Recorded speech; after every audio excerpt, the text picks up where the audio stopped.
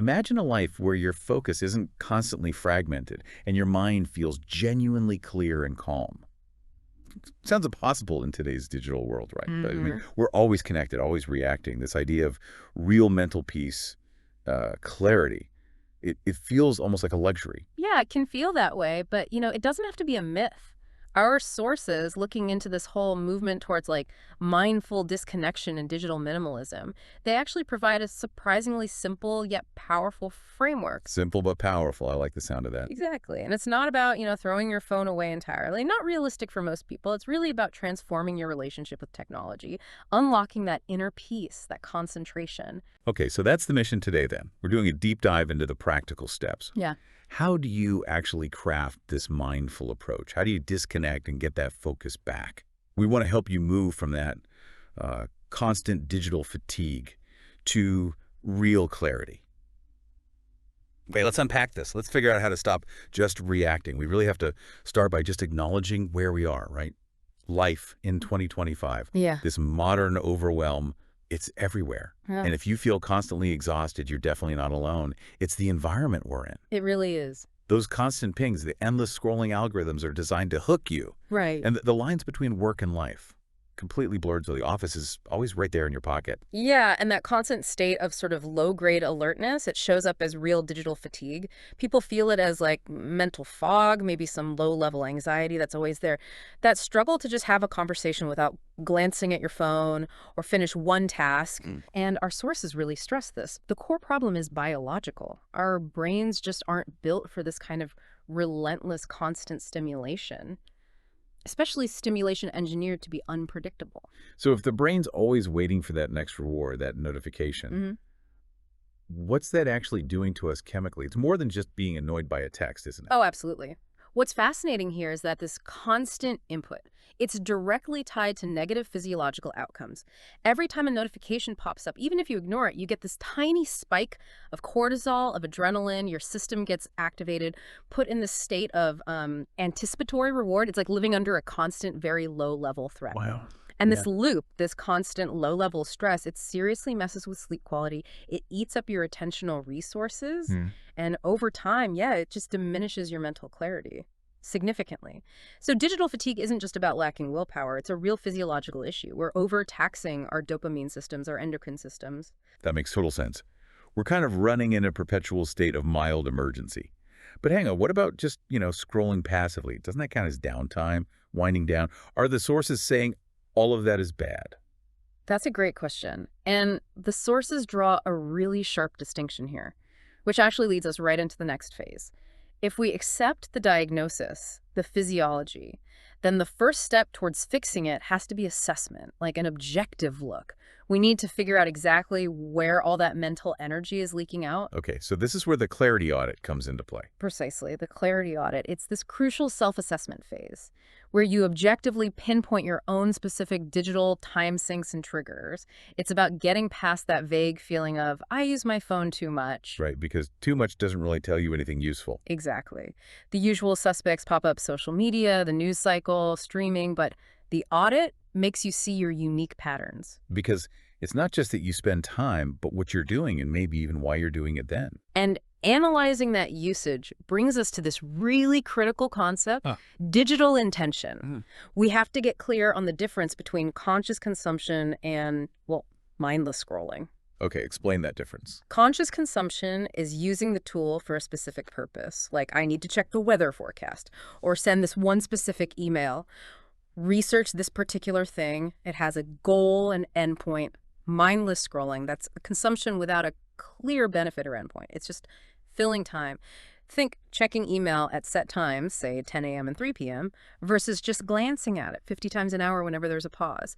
That second one keeps your brain in that constant anticipation state. And to get beyond just feeling like you scroll mindlessly, Yeah. the sources really emphasize needing objective data, right? Crystal clear on that. You need to actually track your screen time. Look at the app usage stats. Your phone probably already collects this data. You need to see it laid out black and white just to grasp the sheer volume of time sometimes. That data is the wake-up call, maybe? It's the foundation. It gives you the insight to move from vague goals like I should use my phone less to really concrete, targeted changes. Like, okay, these 3 apps account for 70% of my wasted scrolling. Maybe I delete one. Right. Okay, so you've done the audit, you have the data.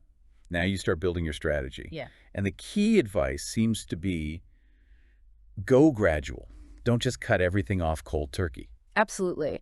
That rarely works long term. It often leads to a rebound effect, a relapse. It has to be incremental, sustainable, building new boundaries, new habits, step by step. And the framework offers some really solid practical steps anyone could start with. Like today. First, setting up clear no phone zones. The dinner table seems obvious, maybe the bedroom, or maybe that first hour after waking up. Yeah, those are classic examples. Physical boundaries. Second, being really aggressive with notification settings. Turn off almost everything non-essential so you decide when to check, the device isn't constantly demanding your attention. Taking back control. Exactly. And third, actually scheduling tech-free blocks into your day, even if it's just, say, 30 minutes to start.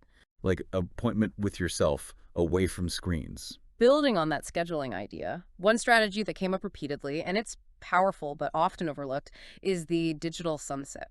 Digital sunset. Okay, what does that entail? Not just turning the brightness down, I assume. No, it's about actively winding down all screen time, especially the kind that involves input or reaction, like email or social media, doing this at least an hour, maybe even 90 minutes before you actually plan to go to sleep. Ah, okay. Why is that specific timing so important? Well, physiologically, it's crucial.